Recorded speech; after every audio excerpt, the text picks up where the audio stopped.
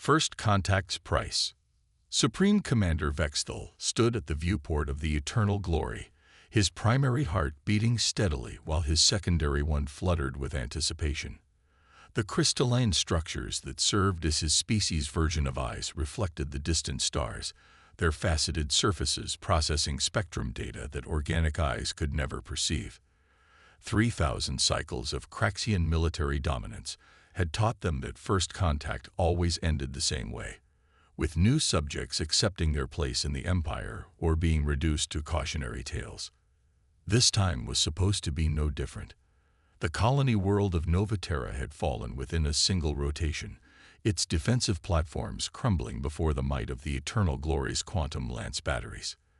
The humans, as they called themselves, had fought with admirable determination, but their technology was centuries behind the Craxian empires. Their weapons barely scratched the advanced shielding of his warships, and their armor melted like sugar crystals in acid rain against Craxian energy weapons.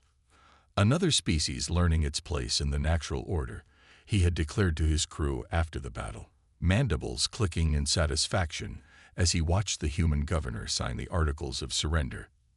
That was 30 rotations ago. Now, as he watched the approaching vessel, something felt different.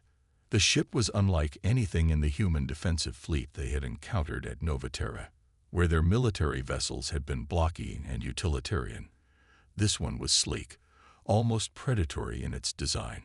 It was smaller than his flagship, but moved with a grace that suggested technological sophistication far beyond what they had seen.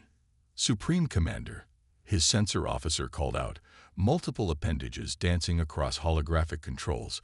The vessel is broadcasting on all frequencies. They're requesting diplomatic communication. Vexthal's mandibles clicked in amusement. So, they finally sent their representatives to formally acknowledge our dominion. Put them through on the main display. The holographic screen materialized before him, and Vexthal found himself face to face with a human female. Her skin was pale, her hair the color of Craxian sunset clouds, and her eyes, those primitive biological sensors, were a sharp green that reminded him of targeting lasers. "I am Ambassador Sarah Chen of the United Earth Government." She spoke, her voice carrying none of the fear or deference he had come to expect from conquered species. "I'm here to discuss the recent invasion of Nova Terra." Vexthal's crystalline eyes shifted through spectrum bands, analyzing her body language, thermal patterns, and chemical signatures. Everything about her was wrong. There was no fear, no stress hormones, nothing to indicate she understood her species' position. "There is nothing to discuss, Ambassador," he replied, his translator converting his clicks and whistles into human standard.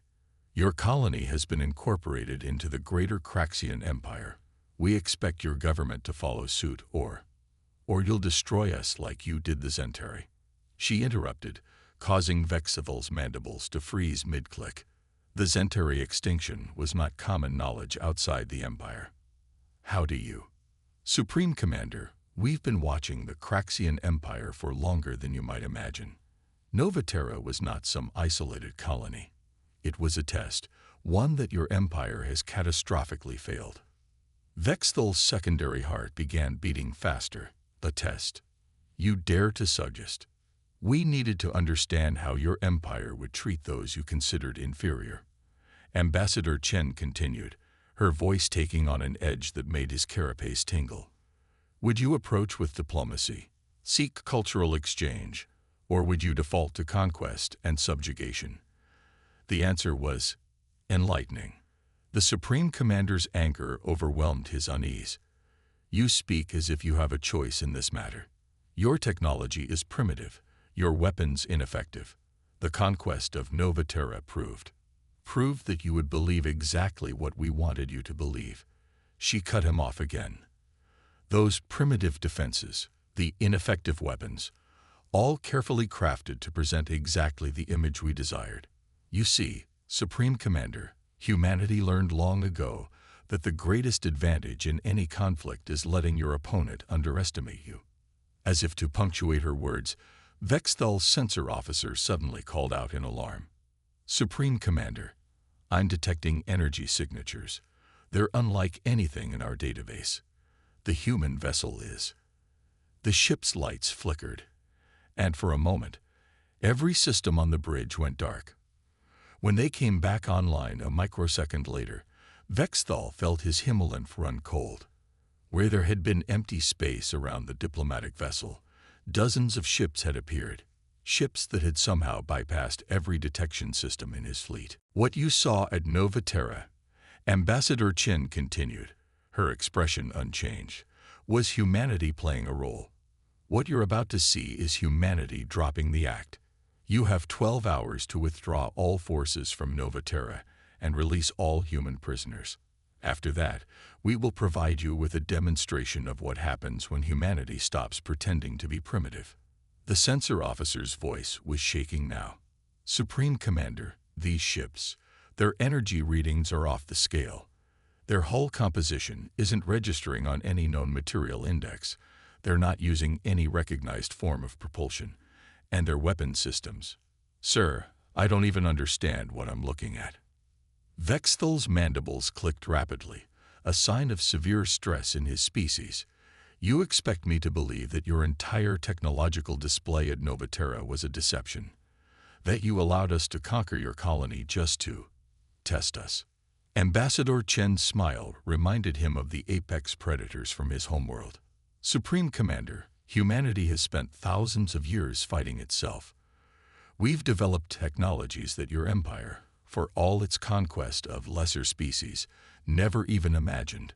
We've mastered forms of warfare that would make your military theorists question their fundamental understanding of physics. Nova Terra was populated entirely by volunteers, equipped with carefully outdated technology, all to answer one simple question. In an age of countless spacefaring species, how do our neighbors treat those they perceive as weak? She leaned forward slightly, and despite the vast distance between their ships, Vexthal felt as if she was standing right in front of him. You had a chance to prove that the Craxian Empire could be a force for unity and progress in the galaxy. Instead, you proved that you're no different from every other bully in human history. And if there's one thing humanity has perfected over millennia of civilization, it's dealing with bullies. The communication ended, leaving the bridge of the eternal glory in silence. Vexthal stared at the fleet of impossible ships surrounding his position, his crystalline eyes shifting through every spectrum band they could process, trying to make sense of what he was seeing. For the first time in his long military career, the Supreme Commander of the Craxian Empire felt something he had never experienced before, the cold, creeping certainty that he had made a terrible mistake. His third heart, the one reserved for combat situations, began to beat. They had thought they were testing the humans' worthiness to exist independently in the galaxy. Instead, the humans had been testing them. And as he watched the silent, mysterious fleet surrounding his position, Supreme Commander Vexthal realized that his empire was about to learn the price of failing that test. "Send word to the Imperial capital," he ordered, his voice unusually quiet. "We may have awakened something that has been playing dead." The silent response. Imperial High Command was not accustomed to receiving bad news. The vast chamber, carved from living crystal in the heart of the Craxian homeworld, had heard countless reports of victories over the centuries. Its walls were etched with the names of conquered species, its floor inlaid with precious metals from subjugated worlds. But today, the chamber was silent as Supreme Commander Vexthal's report echoed through its crystalline depths. Outpost Sigma 9 has gone dark, the holographic projection announced, its image flickering with static despite being transmitted through the Empire's most advanced quantum networks. That makes 7 installations in the past 30 hours. No distress signals, no signs of battle. They simply ceased to exist. The Imperial Council shifted uncomfortably on their crystalline thrones. High Counselor Zexra, her carapace bearing the intricate patterns that marked 5 centuries of military service, leaned forward. "And you're certain this is the humans' doing?" "The timing is too precise to be coincidence," Vexthal replied. "Each outpost has vanished exactly 1 hour after the previous one. starting the moment our withdrawal deadline expired. They're sending a message. A message. Counselor Crathel's mandibles clicked in derision. They're savages who barely managed to achieve faster-than-light travel. Their colony fell to our forces in hours. A colony, Vexthal reminded them, that we now know was deliberately set up to be conquered. Everything we thought we knew about human technology was a carefully crafted deception. The chamber erupted in clicks and whistles of argument. The idea that any species could have fooled the Empire's intelligence services was almost as offensive as the suggestion that they should take this threat seriously. Almost. Supreme Commander, High Counselor Zexra's voice cut through the chaos. What exactly are we facing? Vexthal's hologram flickered again. Unknown. Our sensors can't track their ships. Our weapons can't lock onto them. They possess some form of technology that allows them to simply ignore our most basic understanding of physics. The outposts aren't being destroyed in any conventional sense. They're being erased. No debris. No radiation signatures. No temporal distortions. They're there one moment, and in the next, it's as if they never existed. The silence that followed was heavy with implications. The Craxian Empire had faced and defeated countless species over its long history. They had developed countermeasures for every known form of warfare. But how do you fight an enemy that can make matter itself cease to exist? We've intercepted some internal communications from the human fleet, Vexthal continued. They refer to something called Project Omega Dawn. Our linguists are still working on the context, but one phrase keeps recurring. Remember the lessons of Saul. High Counselor Zexra's crystalline eyes shifted to their combat spectrum. Explain. We believe it refers to their home system. Historical records we've managed to decrypt suggest that humans spent millennia fighting among themselves before achieving unity. Each war drove them to develop new technologies, new strategies. While we were conquering other species, they were perfecting the art of warfare against themselves. The council chamber's atmosphere grew heavier. Every member present understood the implications. The Craxian Empire had grown strong by fighting species that were encountering war for the first time. But the humans? They had been fighting since before they left their atmosphere. A new hologram appeared in the chamber center, a real-time tactical display of the Empire's border regions. As they watched, another light winked out. Outpost Sigma 10, gone without a trace. They're being methodical, Vexthal observed. Each outpost is chosen for maximum strategic impact. They're not just destroying our installations, they're systematically dismantling our ability to monitor and control our own territory. Surely our main battle fleets can, Counselor Crathel began, but Vexthal cut him off. Can what? Fight an enemy we can't detect. Defend against weapons that ignore our shields as if they don't exist. Fire upon ships that seem to exist in multiple places simultaneously. The Supreme Commander's image stabilized, his crystalline eyes shifting to their deepest analytical spectrum. The humans aren't fighting a war, counselors. They're conducting an experiment, and we are their test subjects. As if to emphasize his point, the tactical display flickered again. This time, multiple lights vanished simultaneously. 3 outposts, gone in the same instant. They're escalating, High Counselor Zexra observed, her voice unnaturally calm. Testing our responses, learning our patterns. Yes, Vexthal agreed. And do you know what the most terrifying part is? According to the communications we intercepted, this isn't even their advanced technology. These are, in their words, legacy systems, outdated weapons they kept in reserve for, quote, special occasions. The council chamber erupted in chaos again, but this time it wasn't indignation driving the reaction. It was fear, pure, primitive fear that cut through millions of years of evolution and centuries of imperial pride. There's more, Vexthal continued once the chamber quieted. We've detected unusual energy signatures near several of our core worlds. Nothing concrete, nothing our sensors can properly analyze.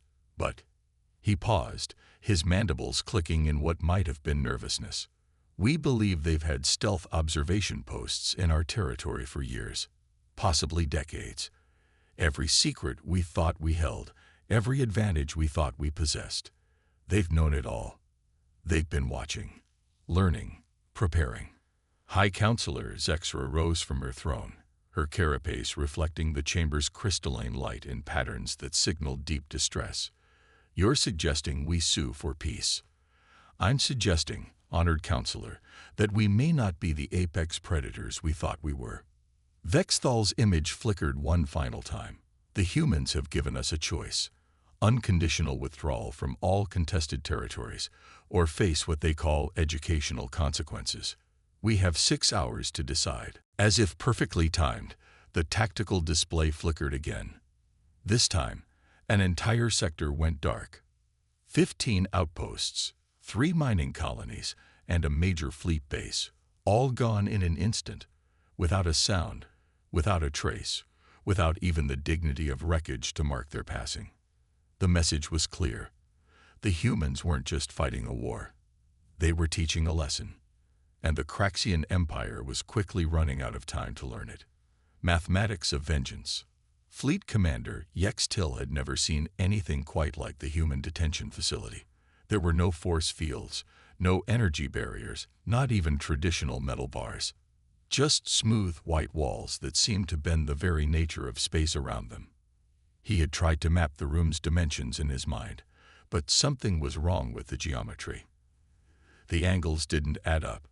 The corners seemed to exist in more than 3 dimensions. Fascinating, isn't it? The voice came from behind him, though he was certain he had been facing the room's only entrance. A human male stepped into view, or perhaps had always been there. And Yextil's senses were only now able to perceive him. He wore a simple gray uniform with no visible rank insignia. The room, the human continued, exists in what we call probability space. The walls aren't actually walls. They're mathematical equations made manifest. You can't escape because, mathematically speaking, the probability of you existing outside this room has been set to 0. Yextil's crystalline eyes shifted through spectrum bands, trying to make sense of what he was seeing. Impossible. You can't simply rewrite the laws of physics. The human smiled. We didn't rewrite them. We just learned to solve for variables your species hasn't discovered yet. He sat down at a table that Yextil could have sworn wasn't there a moment ago. Your empire has spent centuries conquering species that were just beginning to understand the universe. You never had to push yourselves, never had to really innovate. Humanity, we spent thousands of years trying to kill each other in increasingly creative ways. You speak of this with pride. Yextil's mandibles clicked in disgust. Not pride. Acknowledgement. Every war taught us something new. While your empire was using brute force to crush primitive species, humanity was developing weapons that could target specific genetic sequences, crafting viruses that could turn atmosphere into fuel, creating AIs that could predict enemy strategies before the enemy themselves had thought of them. The human's expression grew serious. But our greatest breakthrough, understanding that the universe isn't just physics, it's math. As if to demonstrate, he made a simple gesture. The room shifted. Suddenly, they were standing on what appeared to be a battlefield from the conquest of Novaterra. Yextil watched in horror as the scene played out around them. But this time, he could see what had really happened. The primitive human defenders hadn't been fighting with outdated technology. Their weapons had been firing blanks, their ships running on minimal power. Every shot that missed had been precisely calculated to miss. Every system that failed had been deliberately sacrificed. Your entire military doctrine is based on overwhelming force, the human explained as the scene faded back to the White Room. Ours is based on probability manipulation. Why destroy an enemy fleet when you can simply adjust the mathematical likelihood of it ever having existed? Why waste resources on massive weapons when you can change the quantum state of a single particle and let causality do the rest? Yextil's third heart, the one meant for combat situations, beat erratically. The outposts, That's how they're disappearing. You're not destroying them. You're calculating them out of existence, the human nodded. Each disappearance is a lesson in higher mathematics. The precise timing, the specific targets, it's all part of an equation we're solving. Your empire is about to learn that there's a difference between being technologically advanced and truly understanding the nature of reality. The commander's minds raced, trying to process the implications. But why show me this? Why reveal your capabilities? Because you're going to be released, the human replied simply. You're going to return to your empire and explain exactly what you've seen. Not because we want to frighten you, though fear is a mathematically predictable response, but because we want you to understand. Understand what? That humanity didn't develop these technologies for conquest. We developed them because we had to. Because every time we went to war with ourselves, we learned something new about the universe. Your empire sees warfare as a means to dominate.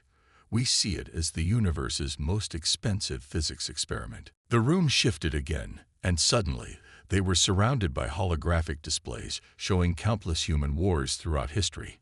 But these weren't just battle records. They were mathematical formulae. Each conflict had advanced their understanding of physics, chemistry, biology, and dimensions that Yextil's species hadn't even theorized about. The quantum wars taught us how to manipulate probability. The AI rebellions showed us how to weaponize causality.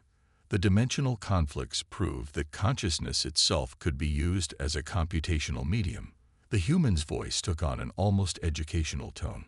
Every weapon we created, every defense we developed, was another piece of a universal puzzle we didn't even know we were solving. Yextil watched as one display showed a human ship, not firing weapons, but literally rewriting the space around it. Your empire thought you were conquering a primitive species, the human continued.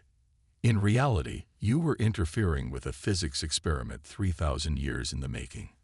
Nova Terra wasn't just a colony. It was a calibration test. Your invasion helped us fine-tune our probability matrices. And now, Yextil asked, though he feared he knew the answer. Now we begin the practical demonstration phase. The human stood, and the room seemed to bend around him. Your empire will serve as proof of concept for our latest theoretical models. Each disappearing outpost, each vanishing fleet, they're all variables in an equation we're solving. The mathematics of vengeance, you might say. The commander felt a sensation he had never experienced before, a kind of existential vertigo. What do you want from us? Want?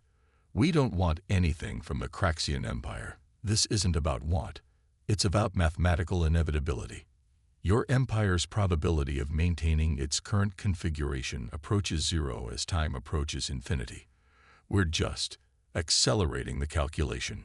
As if to punctuate his point, the room began to fade, and Yextil found himself back on his command ship. The entire experience would have seemed like a dream, except for the small data crystal in his hand. A crystal containing equations that his best scientists would spend years trying to comprehend. The message was clear. The Craxian Empire hadn't just started a war. They had become an unwitting participant in humanity's grandest experiment yet. And as Yextil stared at the crystal containing mathematical proofs that challenged everything his species thought they knew about reality, he realized that the true horror wasn't that humanity had superior weapons. It was that they had turned warfare itself into a science, and the Craxian Empire was about to become their latest peer-reviewed publication. The Ghost Fleet. Defense Minister Caxtil watched in mounting horror as the holographic display of the Craxian Empire's defense grid collapsed like a house of probability cards. The massive command center beneath the imperial capital had never felt so useless. Thousands of years of military technology rendered obsolete by an enemy they couldn't even properly detect. Sixth Fleet reports. Nothing, sir, his communications officer announced, mandibles clicking nervously. They've maintained position in the Helios sector, but they can't detect any human vessels. According to their sensors, they're alone out there. They're not alone. Caxtil growled, his crystalline eyes shifting through combat spectrums. "They're just blind." As if to confirm his words, a section of the Sixth Fleet's formation suddenly vanished from the tactical display. No explosions, no debris, no distress calls, just empty space where proud Craxian warships had been moments before. "Replay the sensor logs," he ordered. "Maximum resolution, all spectrums." The holographic display rewound and played again in slow motion. For a fraction of a second, something appeared in the visual data. Not ships, exactly, but distortions in spacetime itself. Like looking at reality through a cracked lens. "There," he pointed.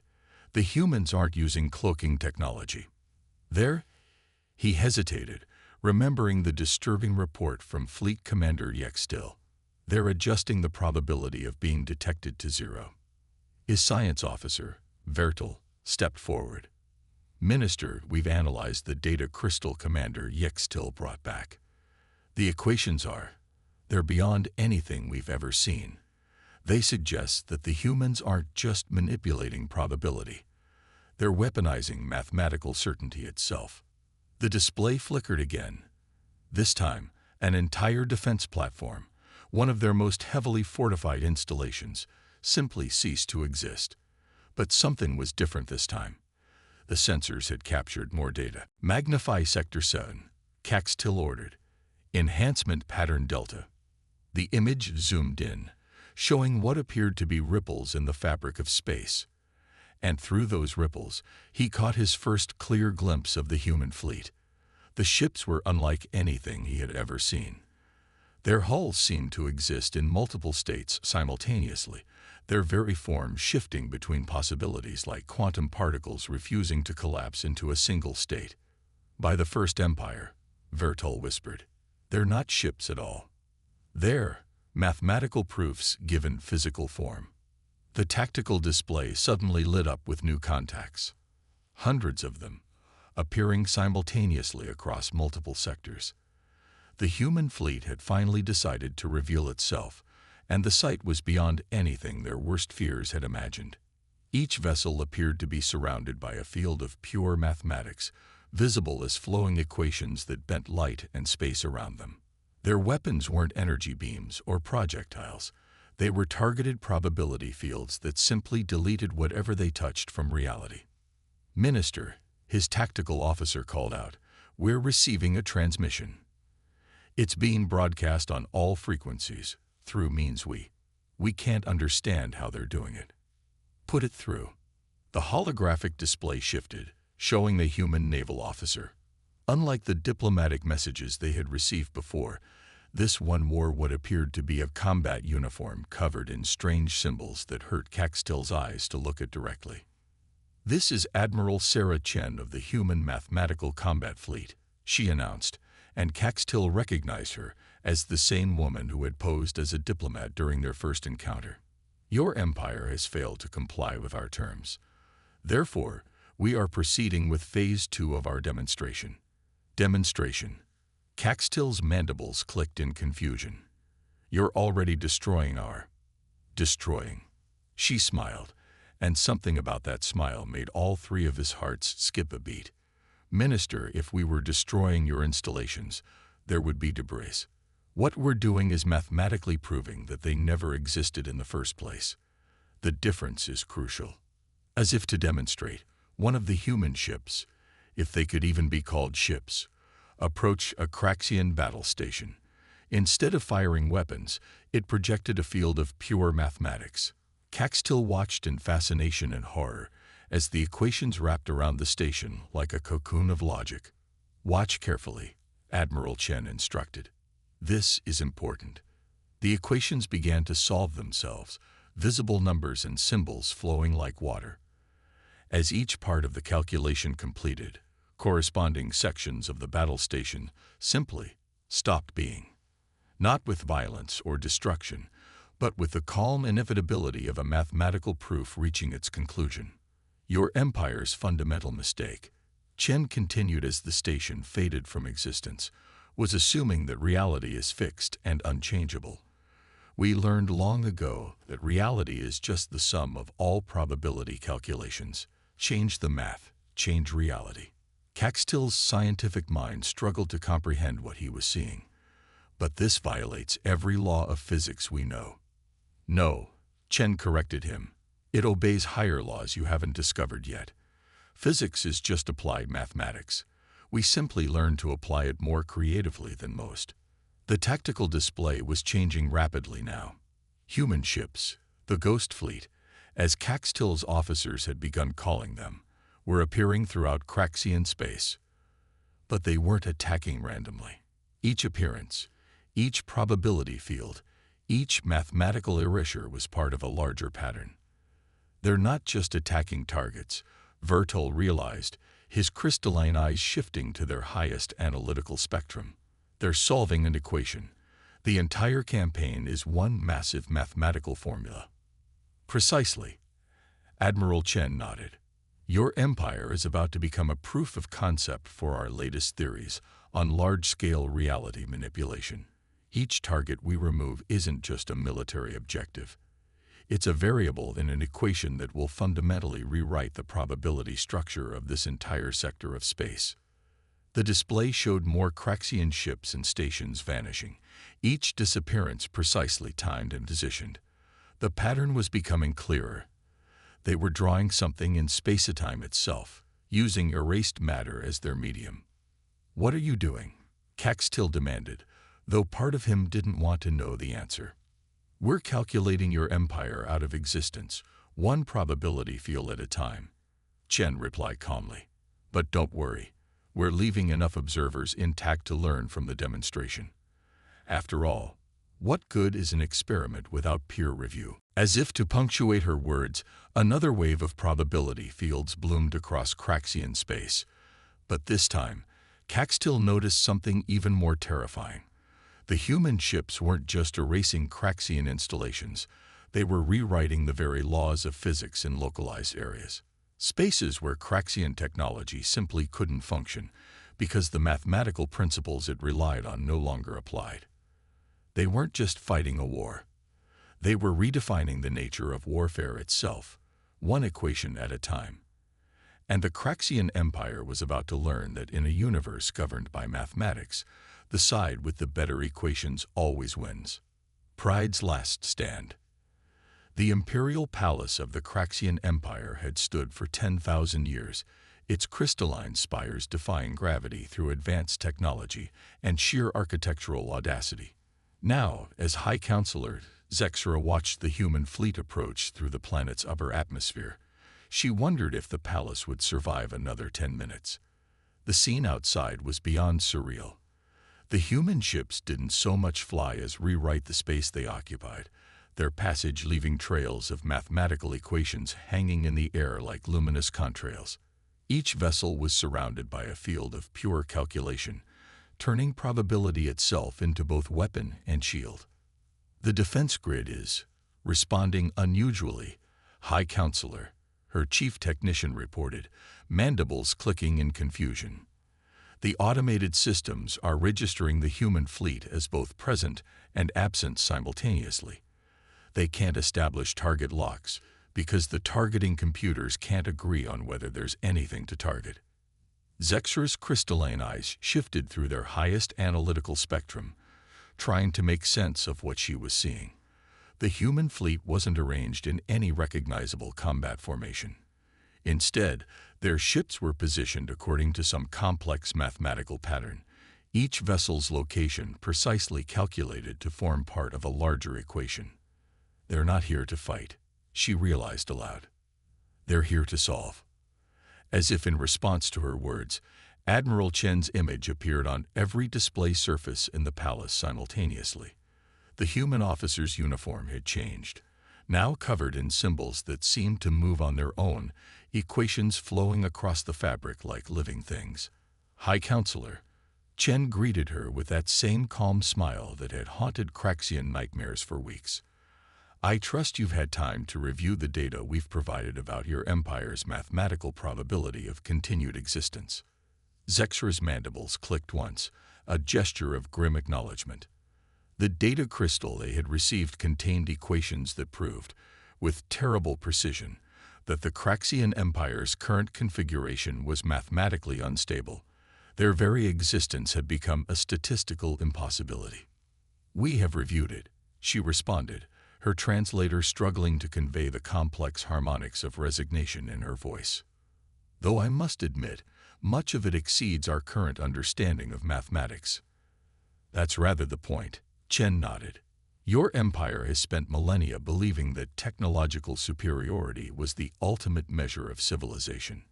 We're here to demonstrate that technology without understanding is just sophisticated ignorance." Outside, the human fleet had completed its pattern. The ships now formed a vast, three-dimensional mathematical formula in the sky, an equation written in starships and probability fields. "You should feel honored," Chen continued. "Your empire is about to become part of the most ambitious mathematical proof in human history. We're going to demonstrate that consciousness itself is just another variable in the universal equation." Zexra's third heart began beating faster as she realized the implications. "You're not here to destroy our empire." "Destroy? No. We're here to factor your civilization out of reality's equation. The difference is mathematical." Chen's smile faded slightly. "Though we are prepared to offer an alternative solution." The High Counselor's eyes shifted to their diplomatic spectrum. "We're listening. Your empire's current probability configuration is unsustainable. That's mathematically proven. But with some adjustments to your civilization's fundamental variables, we could calculate a more stable solution. Variables such as your species' tendency toward conquest, your belief in technological superiority without understanding, your habit of underestimating primitive species." Chen gestured, and new equations appeared in the air around her. "We can help you recalculate your civilization's path, guide you toward a mathematically stable future." Zexra watched as the human fleet's formation shifted slightly, the vast equation they formed in the sky changing to represent this alternative solution. It was beautiful, in a terrifying sort of way. The mathematical elegance of choice represented in ships in space. "And if we refuse, then we complete our original calculation," Chen replied simply. "Your empire's probability of existence approaches zero as time approaches infinity. We're just offering to solve for a different variable." The High Counselor turned to face the assembled members of the Imperial Council, their crystalline eyes all shifted to emergency spectrum bands. They had spent centuries believing they were the most advanced civilization in this sector of space. Now they faced a species that had transcended traditional concepts of warfare and technology entirely. "You never needed a fleet of ships to defeat us, did you?" Zexra asked, turning back to Chen's image. "This entire display, this ghost fleet, it's all just to help us understand what's happening. To give us a visual representation of mathematical concepts we can barely comprehend." "Correct," Chen nodded. "We found that most species respond better to demonstrations they can see. Simply erasing your empire from existence without explanation would have been mathematically inelegant." Outside, the equation written in starships continued to shift, offering two distinct solutions: reformation or erasure. The choice was clear, even if it meant swallowing 3,000 years of imperial pride. "We accept your alternative calculation," Zexra announced, her mandibles clicking in the pattern that signified formal surrender. "The Craxian Empire will submit to probabilistic adjustment." Chen's smile returned, warmer this time. "A mathematically sound decision. We'll begin the recalculation immediately. Your empire won't be destroyed. It will be transformed, guided toward a future where cooperation and understanding are given the same weight as technological achievement." As the human fleet began their calculations, Zexra watched the mathematical fields extend across her homeworld. There was no destruction, no violence, just the quiet certainty of equations solving themselves, rewriting the very fabric of her civilization. The Craxian Empire had thought they were the masters of warfare, the pinnacle of technological achievement. Instead, they had become a notation in humanity's greater calculation, a proof that in the end, understanding trumps power and wisdom outweighs pride. As the probability fields washed over the imperial palace, High Counselor Zexra realized that this wasn't the end of her civilization. It was simply the solution to an equation they hadn't known they were part of. And perhaps, in the mathematics of peace, they would finally find the true meaning of advancement.